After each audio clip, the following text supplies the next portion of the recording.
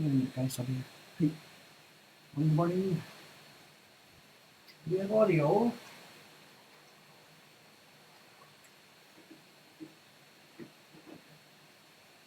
Sige ako, ito ano.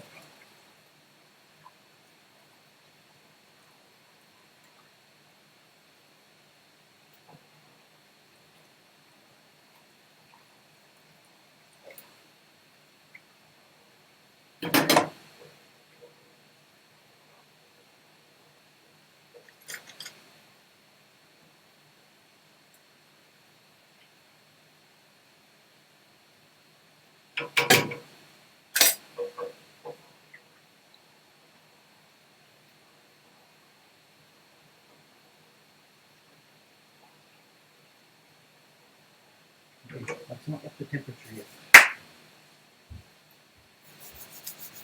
Okay, good morning, good morning, good morning. Audio testing, testing, 1, 2, 3. Can you hear me now? Oh, I see. The audio, you're picking up the fan noise. Okay, hang on a sec. Yesterday when we did this, I had a separate audio. Yesterday, the other day when we did this, I had a separate audio recorder running. But then when we switched partway through to the computer audio, a bunch of people said the audio is better. So maybe it's not. So let me switch back to the other audio interface. Hang on a sec. If I can plug it in here without buggering up the internet connection. Let's try and see what I can do here.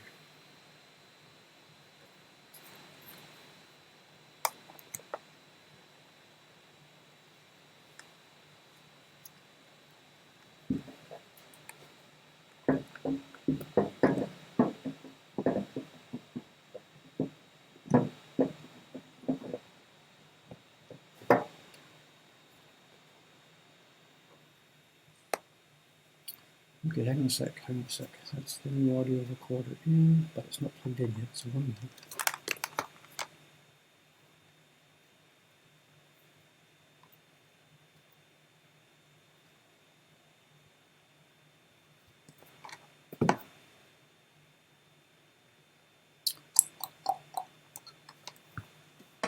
Hang on a sec.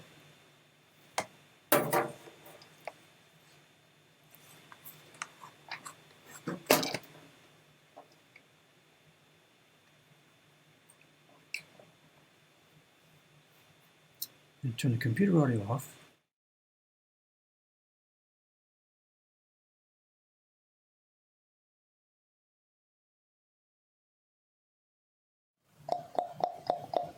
And turn the other audio on. Can you hear me now? Testing, 1, 2, 3. Testing, testing, 1, 2, 3. Audio okay? Yep, somebody says, much better, okay? Cooking, cooking, cooking, cooking.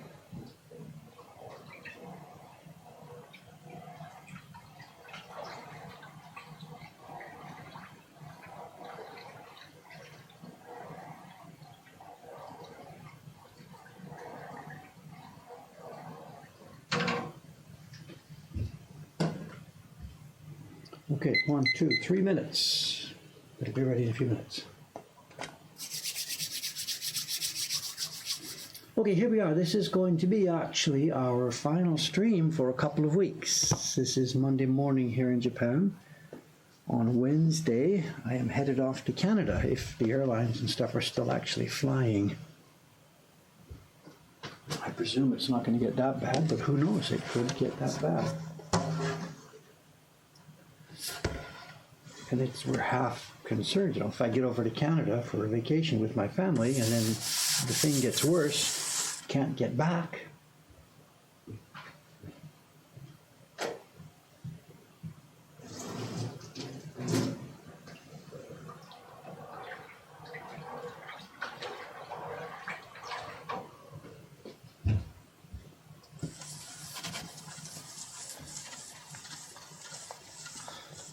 The paper is out, yes. There's 3 stacks came out today. We're going to have 3 printers here. Ishikawa-san is doing test printing on print number 3 in the Woodblock Pilgrimage series. Sugu-san is... I forget what she's doing. She's doing something else. I forget what she's doing. She was doing test printing yesterday on this number 3, did her batch. Ishikawa-san's doing her test batch today. Actually, Sugi-san might be going up and running on her actual copy of the print. Then Ayumi-san is here. She's doing back numbers. She's doing Japan Journey from last year. She's doing the June print at the moment. The one with the koi. I think we're pretty much ready over there. Let's get that stuff cooked.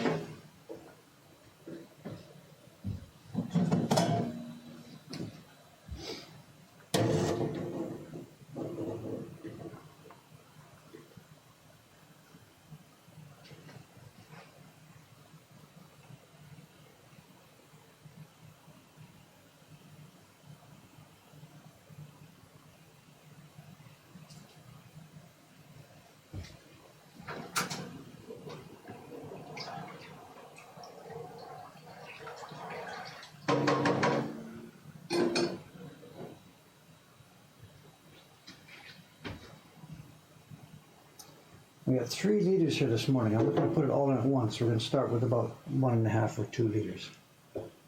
Too much in the tub there and the brush just gets too soaked.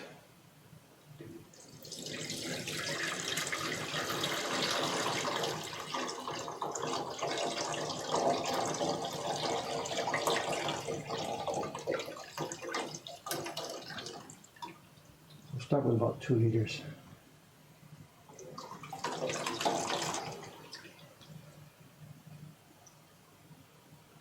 I think.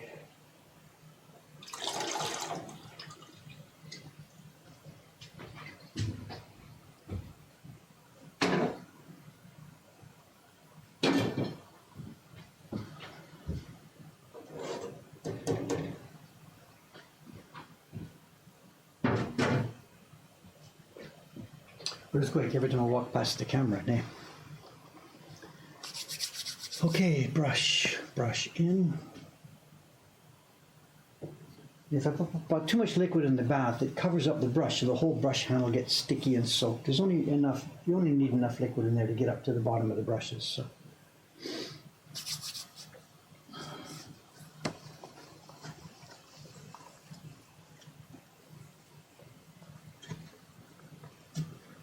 So we've done sizing now. What I did today's Monday. I did sizing Friday, Saturday, Sunday. Today, Monday. I'll be doing sizing again tomorrow and Wednesday morning. It'll be 6 days in a row.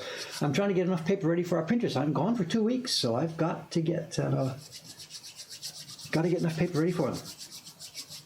Does it need to be strained? I'm just being careful. The glue we get is really, really clean stuff. The glue we get is clean. The mule bun, the alum is clean. Everything's clean. It's food grade stuff. But whatever, there's dust and there's dirt here, and maybe that was if I didn't wash the pot quite carefully. So yeah, we're just being careful. I'm trying to make sure crap doesn't get in here. It looks good, it looks clean as far as I can see. But the straining, I think, is just at this point basically for caution. But before I start, have I got all the ducks lined up? What's here? My timer's here, don't need that. Audio's on. This is ready, it's warm. Paper's cut, paper's ready. Brush is in. You know, you get started and find out I've forgotten something, you know, the brush is already wet and away you go. I think I am good to go. Temperature today is down. There's a cold wave, a cold front has come across Tokyo. We are now down to 10.1 or something. It is chilly here. The printers have a heater, of course, in their room, but nothing out here.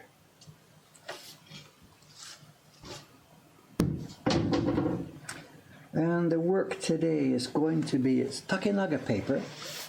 Here's, I've cut them in half. What you're looking at here is half the sheet. I sliced them, I don't know where I am here in the camera. I sliced the whole thing in half. There's no way we can do single sheets of this huge paper. And what this is going to be for, it's going to be, this is going to be cut 1, 2, 3, 4. These are going to be for the Matsushima image in our catalog. It's a Tsuchiya Koitsu design of Matsushima. It's going to be printed for us by young Yamamoto-san. That'll be 4 on each. And then the other one, the half under that I've got at the bottom, that'll be 4 Ukiyo-e Heroes prints.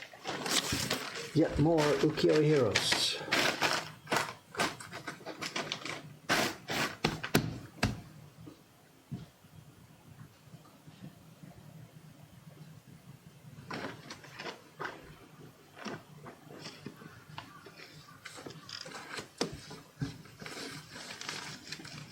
And it's cold up here. We're trying to keep this stuff as warm as possible. I have a hot carpet here. This is a carpet with heating on it. It's turned on at the end here. Heating pad.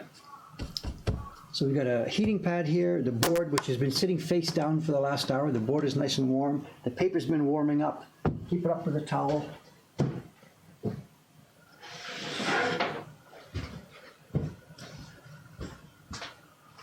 Using the heating stuff here has really helped this job. The last few years we've been doing it in the winter. It's cold. The size is at 50 degrees, but as soon as it hits the paper, it starts to gel.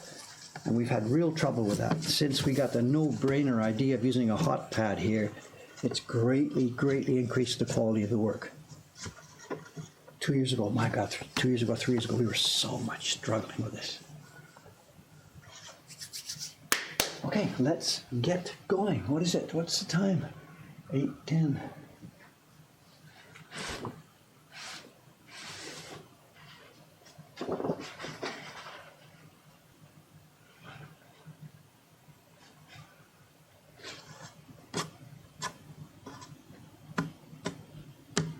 Pretty tight for space. I've got to land right there. Can I turn this around a little bit without buggering things up? That connection is really weak. Those Thunderbolt connectors are god-awful. They should never have been allowed into the marketplace.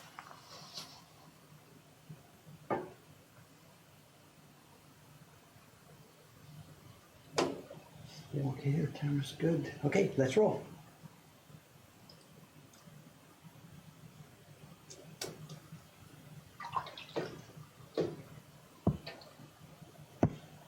Closer to the computer than I like there.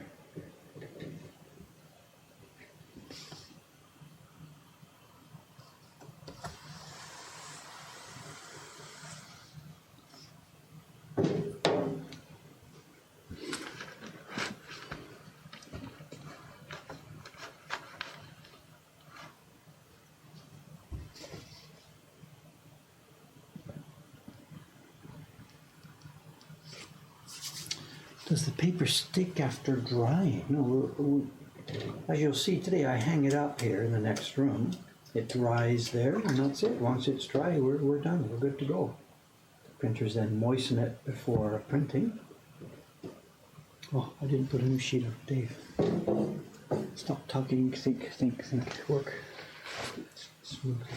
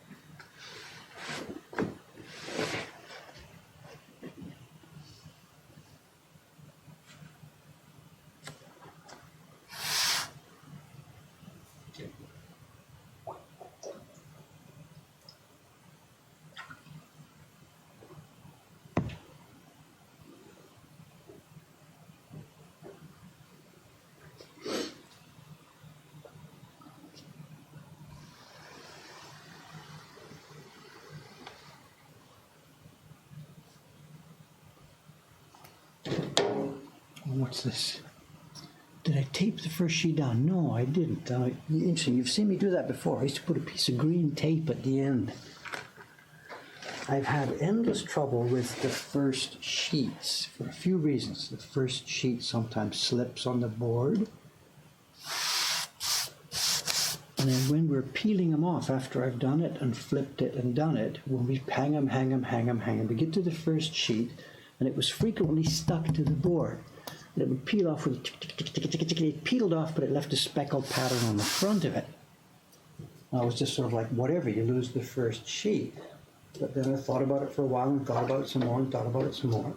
And what I did one day as an experiment, and you saw me do this today, I moistened this board with a sponge before putting the first sheet down onto it. Just moistened it lightly, not gross soaking. And that's enough for the first sheet to lightly tack to it, so I don't need the tape. But also, having done that, it turns out that when we're hanging it up, the first sheet comes up smoothly and easily. Only took me 10 years to figure that out.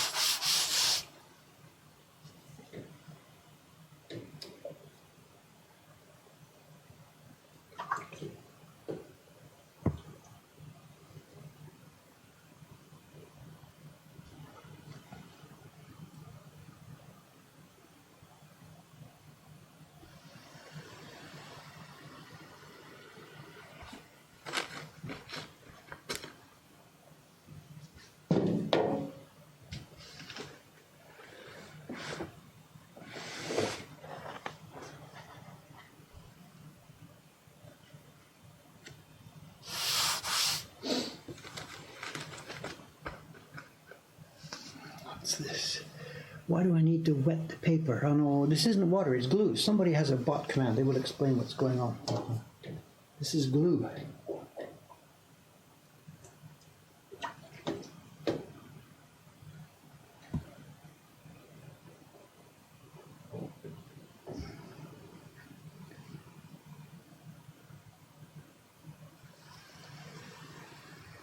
A bit too slow, keep going, keep going, keep going, keep going. Whoosh. I hit a bit too hard there. The airplane landed a bit too hard. Passengers got bounced.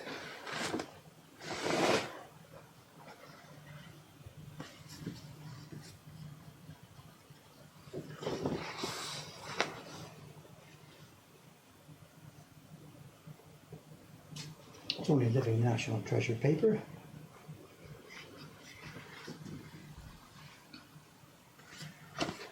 Huge clump of bark. How did they miss that? Whatever. The printers need test sheets. When the printers work, the first few sheets are always color testing. So when he makes the paper moist, he'll see the bad piece there and he'll use that for a test sheet, hopefully.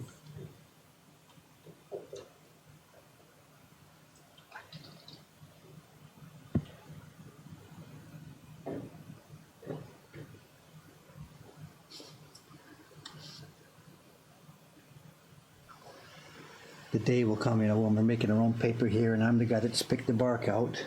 And I'll be sitting here doing the sizing and I'll think, who the fuck picked the bark out of this thing? It's really easy to criticize when it's somebody else doing it. But one day it'll be me that's at the other end of this thing, Who did this? Who did this?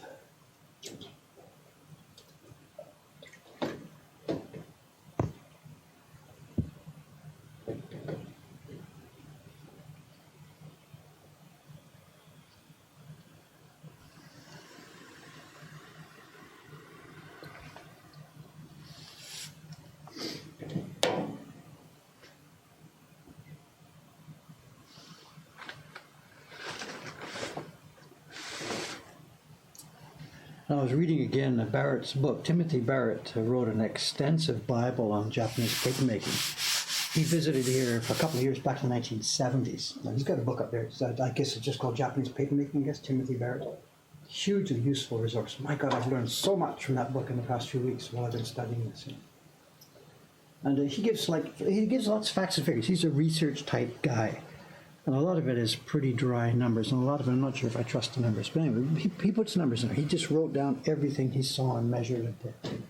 And his raw guesstimate was for picking the chiri out of a bunch of kozo for high quality paper making. He said it's about 5 hours per kilogram. Now, when I was up there last week doing it, I knew how much time I spent on it, but I don't know how many kilograms. And anyway, that was a wet fiber. He mentions, you got fiber, like we've got up here. We've got 70 kilograms of it here. The numbers I've learned from Iwano-san is any given kilogram of white, dry fiber, like this. Whatever, you got a kilogram of this, that's going to make about 500 grams dry weight of the actual paper itself at the other end of the process, after all the boilings and different things are going on. You get about half of your weight. The reason you lose so much is because the bark, as it sits up there, it's mulberry fibers, but it's also lots of hemicelluloses and all kinds of lignin and things are still mixed in there. And they get swept out when it's boiled in the alkali solution, and then chili and everything else goes on. So the number is about half. Whatever kilograms of white dry fiber you have, you're going to get half that in finished paper. And the point being, to get the chili, to get the bark out of 1 kilogram in the traditional way, sitting there in the stream, picking, you're looking at about 5 hours of work. I guess that sounds about right, yeah.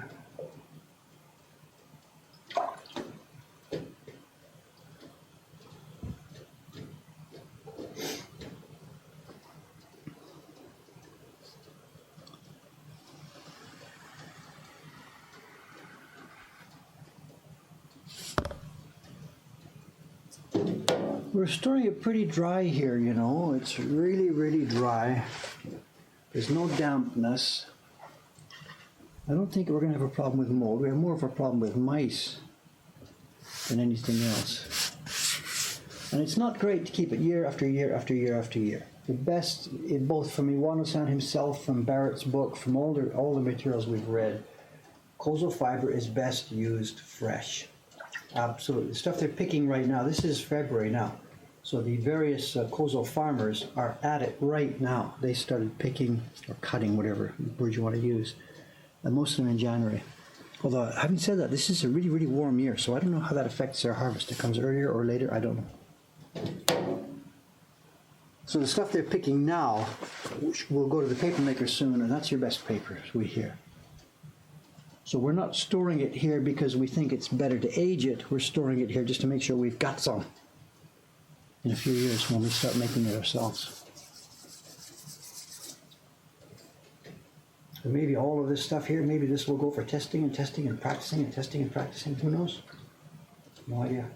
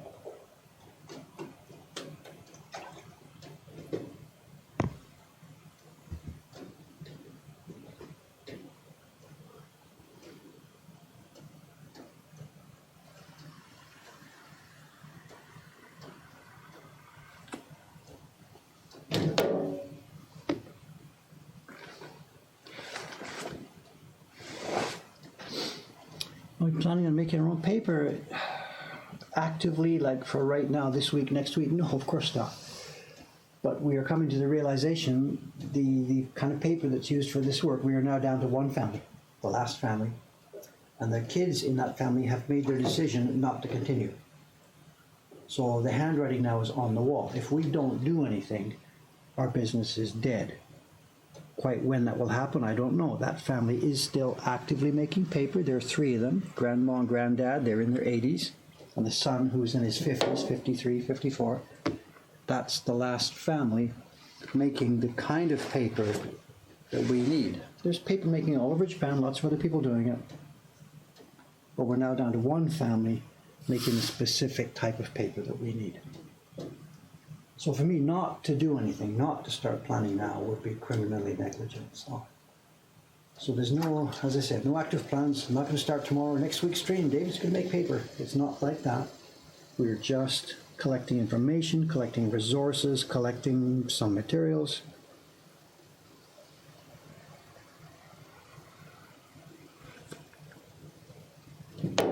And we'll see where it goes.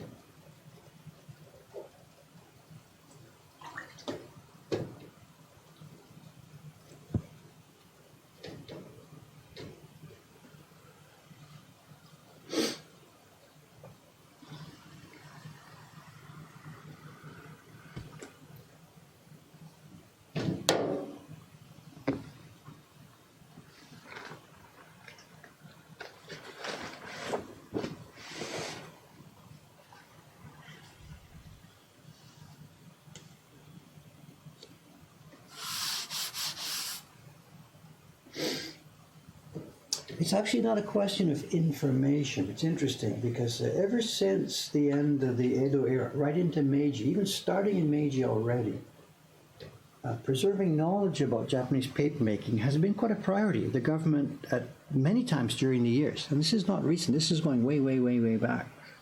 There have been research people gathering information, watching papermakers, testing, measuring, checking acidity, this and that. There's a vast, vast, vast amount of information available on traditional Japanese papermaking in many languages. In Japanese, of course, and lots in English as well. Information, raw information, is vast. We know how this is done. We know how this is done. Now, I myself, I've been up to Iwano-san's place many, many times. I've got video, I've got pictures, I've talked to them, I got recipes. Barrett documented everything that was documentable. So the raw information is there on paper. How far apart in the field you plant the mulberry seeds, when you trim it back, how many shoots you need, what centimeters, what alkalinity is necessary for the soil to grow the hibiscus roots and stuff. Everything is known and documented. The problem is the know-how. And when we were talking about this the other day, somebody made an excellent analogy, or maybe this was in the shop we were talking about this. You got a bakery, two French bakeries on the same street, whatever. They're making baguettes. What's in there? It's flour, probably sourced from the same farm. What else is in there? Water. I don't know. Tiny bit of whatever. Mr. Baker A, Mr. Baker B, you can have such a huge difference in the taste and feel of those baguettes. One can be wonderful and one can be, yeah, chomp, chomp, chomp, chomp. But it's the same flour and water. One guy knows that it's got to be stretched just a little bit more, and the other guy doesn't know that. It's not the raw data. It's the skill set in the guy's hands.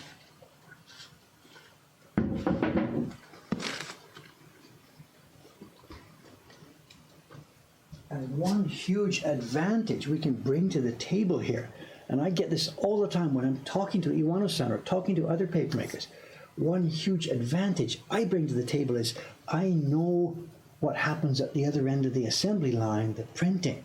And they don't know, they have no clue about this. So over the years, as they've made their paper, they've changed this, changed that. They can't tell it looks like the same paper. They don't know it looks okay.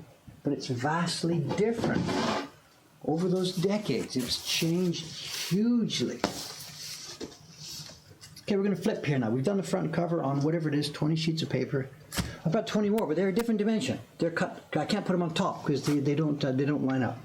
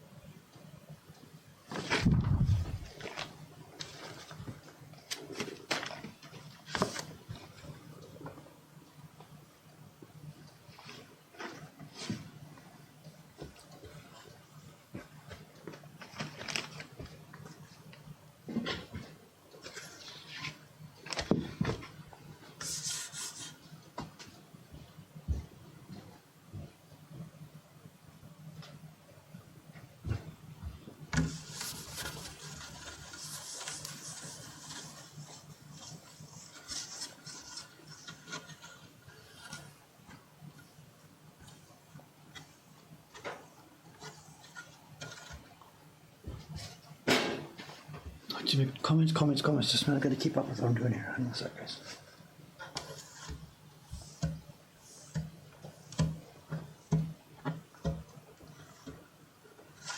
What's our time now? 8:35.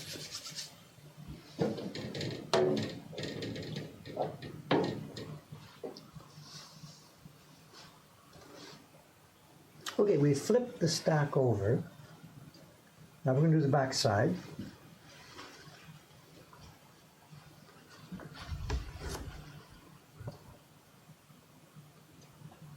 And because the paper's got quite a bit of moisture in it now, the back side doesn't need quite as much.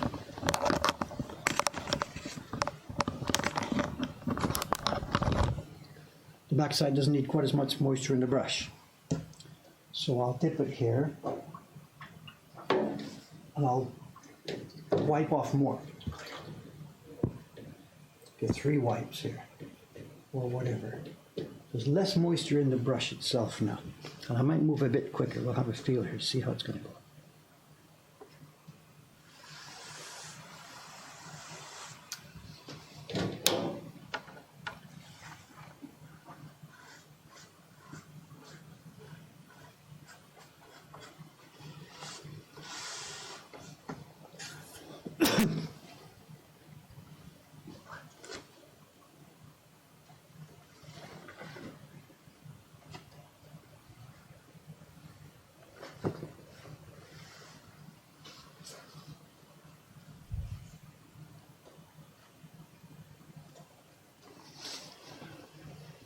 Questions. I don't know. Awagami's getting their kozo. I don't know. There's a lot of kozo grown right where they are in Kochi Prefecture. The Awagami people are down in Shikoku, one of the old traditional papermaking areas. So they may be sourcing fiber. I really don't know. There is kozo grown down where they are. Given the volume that they're putting out of all that inkjet stuff, whatever, I would guess they're probably using fiber imported as well. I don't know.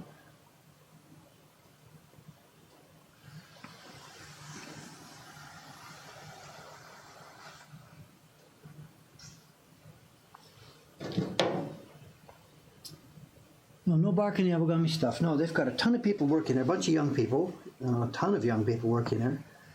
And also, again, they've got many papers, so I can't speak for all of their papers. We've tried their handmade mulberry paper, of course, and for us it's unusable. They've beaten the hell out of it. They use a lot of machines. They use the beaters, maybe a Hollander, I don't know. And it's been beaten up. The fibers are really short. It's clean and spread out very well. Their paper looks so smooth when you hold it up under the light. But it's weak. It just doesn't hold up to the kind of printing that we do. It's very neat, very clean, very nice. I guess for their digital printing and stuff like that, it's probably really cool, very easy. But it doesn't have the balls, doesn't have the guts for the kind of work that we do.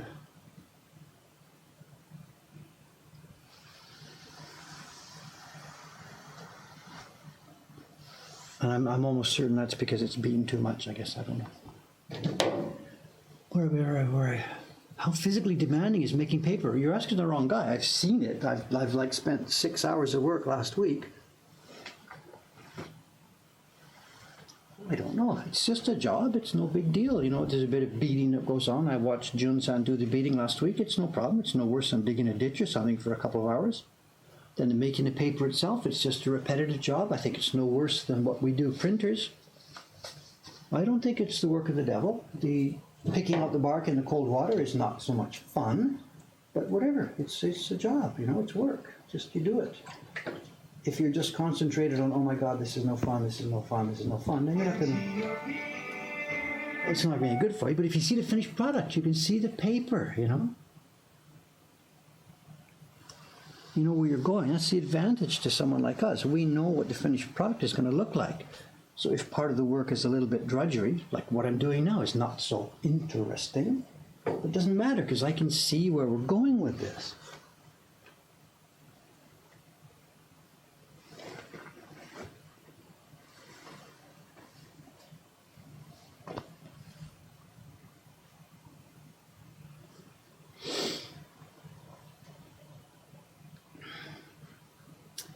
The bark taken care of by machines. There's 3 types of fiber used in Japan. There's the kozo fiber, mulberry here. Then there's the Mitsumata. It's another type of plant. Then there's the Gampi fiber. And it turns out, and there are many, many people, there's not so stupid here in Japan, you know, many, many people have worked on this. Can you make machines? And in the case of the Mitsumata and the Gampi, they do have machines. It turns out you get a steel plate with tiny slots in it that are just the right size, and you put the fiber up on top with water, and you slot, and the fibers fall through the slots, and most of the dirt doesn't. The Kozo fibers, it turns out, are just too long for this. They get tangled, they don't go through. Many, many people have been working on this for a long time. In our own thoughts about the future of this, what I'm thinking of for the bark removal is, and this is just Dave blowing smoke here, you know, I think the idea is if you, let's step back a bit, what they do is after the bark has been boiled with the alkali, the next step is they take the bark out, then the thing gets pounded, then washed, and then formed into sheets. And I'm thinking that if you left the bark in after the boiling, then pounded it the right way, then separated it, you know, the last beating and washing step. So you've now got your cloud, your bath, it was a cloud full of the fiber, but also now there's bits of dirty bark, but they've been separated, they're floating in this bath. Then you run it through a chute, you've got a video camera on top looking for the bark spots, a little, you know. You've seen machines, like I saw one last week, there's tomato sorting. It's 1 billion tomatoes going through a conveyor belt and the hands come down, boom, boom, boom, shooting the bad tomatoes. We could do that with bark, easily, I think. You could build that on a desktop. So we have lots of ideas for how we might like to try this. You know, someone like Iwano-san, it's one family doing it. They can't invest $500,000 in a bark removal machine. We can build something ourselves. That would be so much fun. You send the slurry mix, which is the fiber with still the dirt in it. You send it through a little plastic thing, and it's a shallow chute, and the video is watching on top and isolating the little black spots.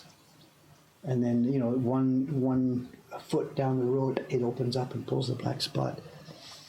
Financing would be no problem. We could either finance it ourselves or just go to Patreon or something if we needed money to build the thing. It would be a hugely fun project. I'm sure we can do something like that.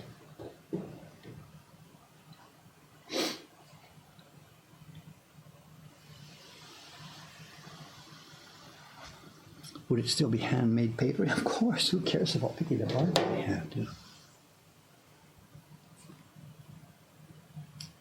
No. Use the automated sorting machine. Discard defective papers. All the sheets will be gone. Every sheet here is defective.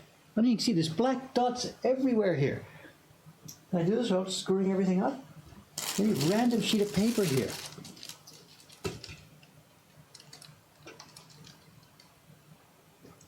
If you can see this, hang on here. You see this? Look.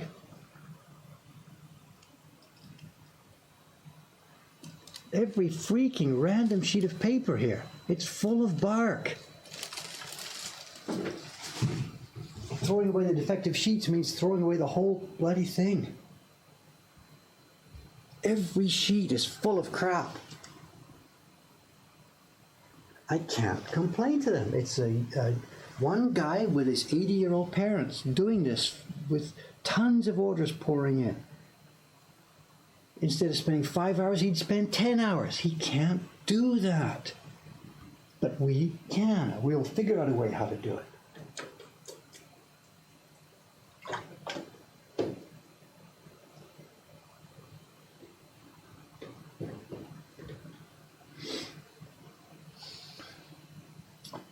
Somebody's asking about the other paper. We're using Sawaki-san. Oops, just a minute. I'm talking too much here. Too much pressure.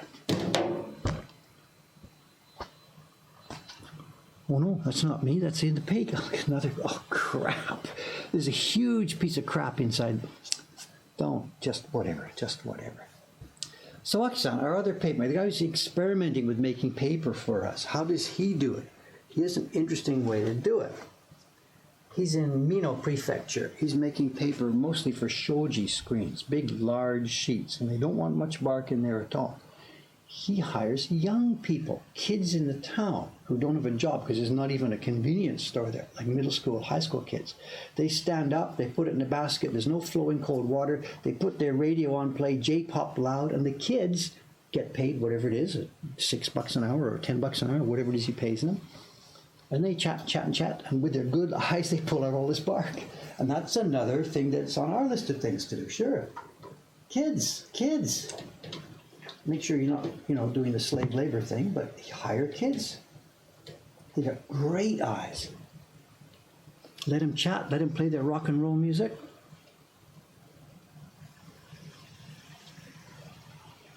And it's funny, Barrett talks about something similar in his book. He mentions that in the old days, who's doing what in a workshop? The dipping, according to Barrett, is mostly done by women, middle-aged ladies. The housewife type people in the family groups are doing the actual dipping. The men are doing the beating and the fiber separation. The men are doing the cooking, the drying, and carrying the heavy boards outside into the sunshine as the men. And the women are doing most of the dipping. Who's doing the bark picking? It's the ladies, the grandmas, who have become too old to do all the dipping. They sit there in the bark picking house. And Barrett mentions this. He talks about it. You got to get his book. It's full of really wonderful anecdotes, He says they didn't pay him much, but the benefit for them was they were allowed to sit and chat while they're working. I'm like, okay, instead of paying, you're allowed to talk. Whatever. So.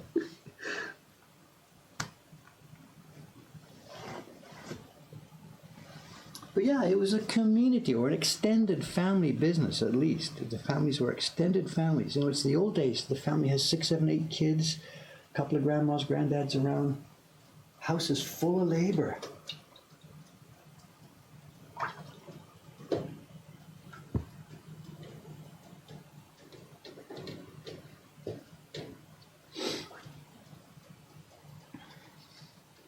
The book I keep referring to, the title is just Japanese Papermaking. If you just Google it, it's published by Weatherhill or Weatherhall, Japanese Papermaking, and Timothy Barrett, 2 R's, 2 T's. And it's a technical book. He opened it up and a whole bunch of pages are full of formulas and numbers and all that kind of stuff. It's not a novel to read, but it's also anecdotal.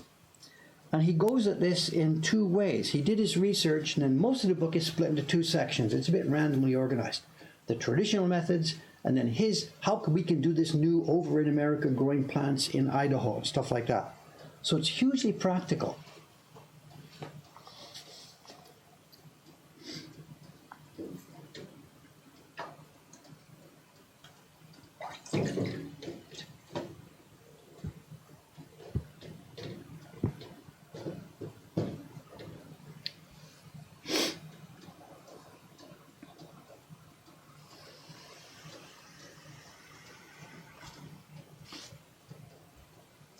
There's another book, A Generation Before Barrett. That guy came over here, Dard, I guess, Hunter.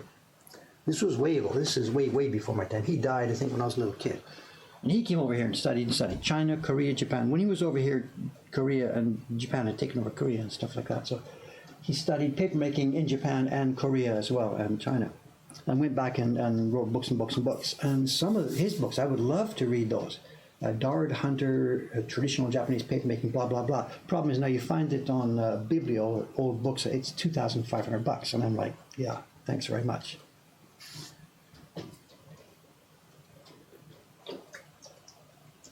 So he did something similar to Barrett, but a generation before, or a couple of generations before.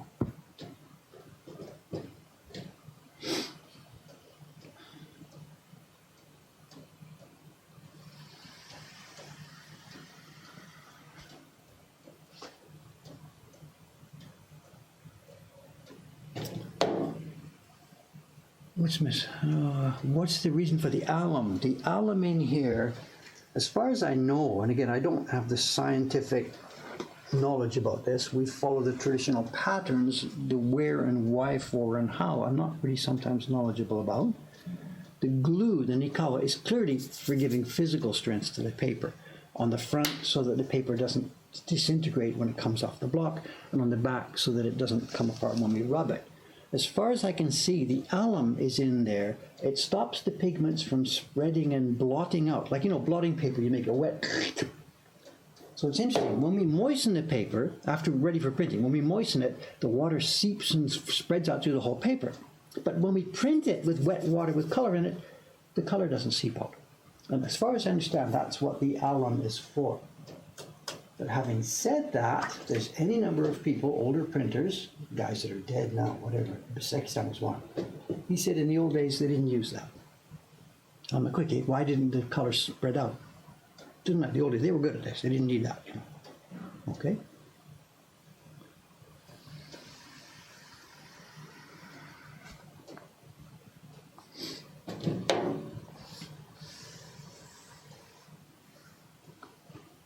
The books might be out of copyright. The Hunter books are almost definitely out of copyright, I'm sure. Maybe not all of them. He wrote a whole bunch of them.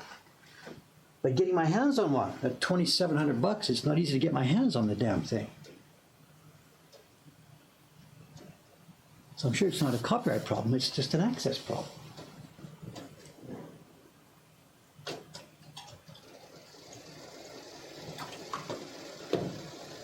Anyway, as I said, it's not really at this point, it's not really a problem of lack of information. There is now more than enough information for me.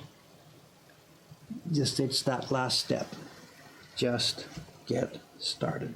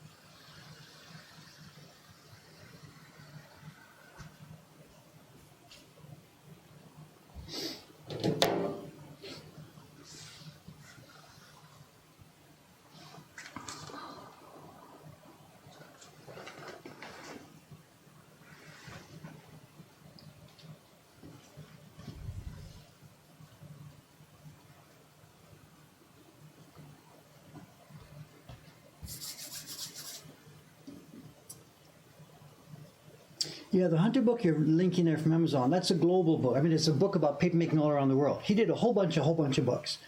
The one you're linking to is the general knowledge papermaking around the world, how they do it in Italy and stuff like that. It's interesting, but there's very little information in that one that's relevant to us. He did a couple of other ones specifically about papermaking over here, including samples in the book and stuff like that. Anyway, we're on this. So we're checking for interlibrary loans and stuff like that. John Amos, he's in Georgia, a good friend of ours. He's in a university there in Georgia. And apparently some of these books, some of the Hunter books are in some libraries right near where John is. There's a, whatever, if you Google around a bit, you'll find lots of information about this. There are some libraries and copies of those Hunter books right near where John Amos is. So he's going to try to have a look for us.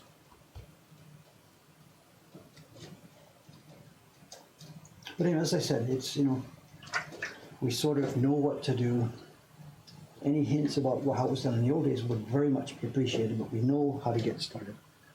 It's just Dave now trying to figure out how to organize his life and find time to do this. It's not like we have nothing to do here.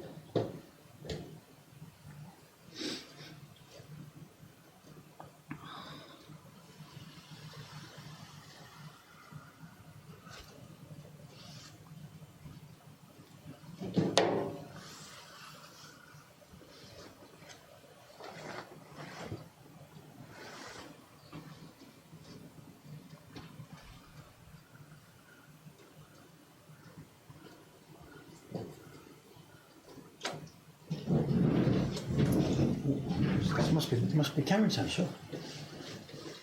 Good morning, sir. Morning. None of the girls will run up the stairs like that. We're on the third day of a 6-day sizing streak here. Oh, I think wow. fourth day of a 6-day. I can't remember what day it is. I don't even know what day it is. Every day. Another batch tomorrow, another batch Wednesday before I go. Wow. And today's a double batch. This is this, and I've got another batch underneath. Wow. So I sure hope they don't book off sick in the shop today. So. You were just here in time for the big move. I've got All right, well, I can help carry a Well, what I tripod. did Thursday, or when was the last stream? No, Saturday.